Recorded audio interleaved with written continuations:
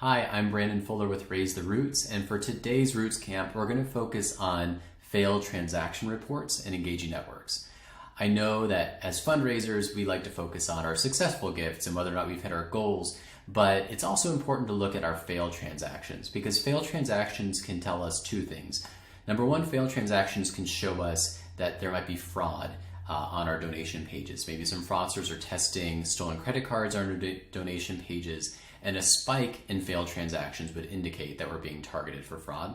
The second thing that failed transaction reports can tell us is if our donors are experiencing some kind of issues on our donation pages. And so we can look for donation pages that are resulting in a lot of failed transactions and sort of work backwards to troubleshoot what issues they might be having, where there might be some kind of an obstacle in their path to donating. And so we're going to take a look at failed transaction reporting, and I will show you how to run them, and then we'll look at one to get an idea of what might be in there. So here we are in Engaging Networks, and I'm going to go over to Data and Reports, and I'm going to go to Finance Reports. And here in the Finance Report, we have this nice layout form that we can fill out to get exactly the kind of report that we're looking for. So we can choose individual transaction types, whether it's single transactions on credit cards, recurring transactions, bank payments, peer-to-peer transactions, event transactions. I'm just going to leave it as all. I want to see all failed transactions. Then over here, I can look at the transaction status, and you can see that there's different statuses, but the one we're focusing on is failed transactions. And then we can say, is there an export group? So is there particular fields we want in our spreadsheet? I'm going to leave it as is. I'm not going to specify an export group. And then you can just set the time period. I would recommend pulling failed transaction reports once a month. If it's a high volume time for you, if it's during year end or some other big fundraising campaign, you may want to run these reports every Friday. But let's just look at last month and then click apply. Then we would just go over to the job monitor. And once it's done, we would be able to download the report from here. So let's check out that report and see what's in it. Okay, so here we are in an example transaction report that's showing all of our failed transactions. I've anonymized this data, but ordinarily you would see the different email addresses for your supporters and their supporter ID, and just basic information about the supporter, like the date created, modified. Here we can see what kind of transaction it was. So an FCS is a one-time credit card transaction, where an FCR and FUR, those are recurring transactions. I can see what page the donor was making the donation on. So this is where you'd be looking for a lot of examples where you have failed transactions on one donation page that would likely indicate there's something wrong in that donation page. Or if it's a large volume of donations on one page, that might be that it's being targeted for fraud.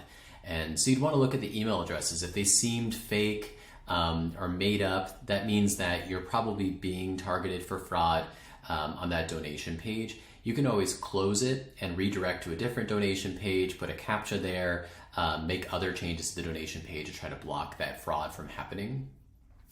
So that's where we could see that information.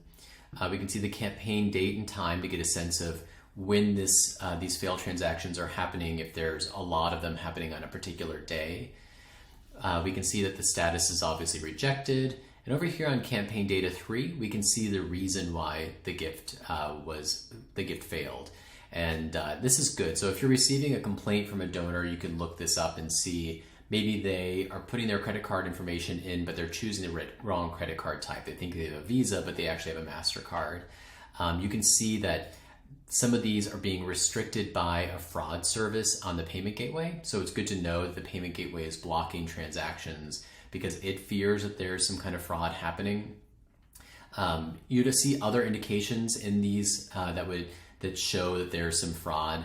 If you get these numbers like number 301 invalid account number, these little codes are actually from your payment gateway.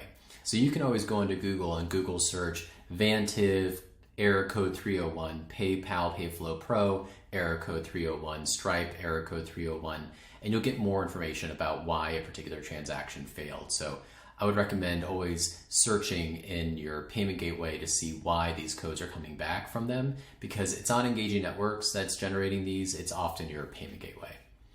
So this is a failed transaction report. Again, the thing you're looking for is the email addresses. Do they seem real or fake? You're looking at what kind of transactions. If you're seeing a spike in recurring transactions failing, that might mean that for some reason your payment gateway is failing to run your recurring transactions. It could be that there's something on the page that is stopping recurring transactions from being completed. So you're just looking for trends there. You're looking at the campaign ID to see if there's a particular donation page that is presenting problems to your donors, that maybe something needs to be looked into, some troubleshooting needs to happen.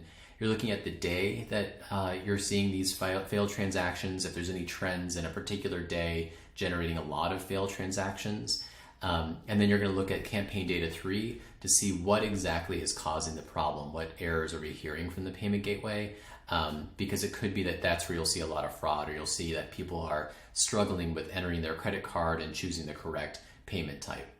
So that's a failed transaction report. Like I said, I recommend running these at least every month, but on busier times every week, to help prevent fraud and to help make sure your donors are getting the best experience possible. Thank you and have a great day.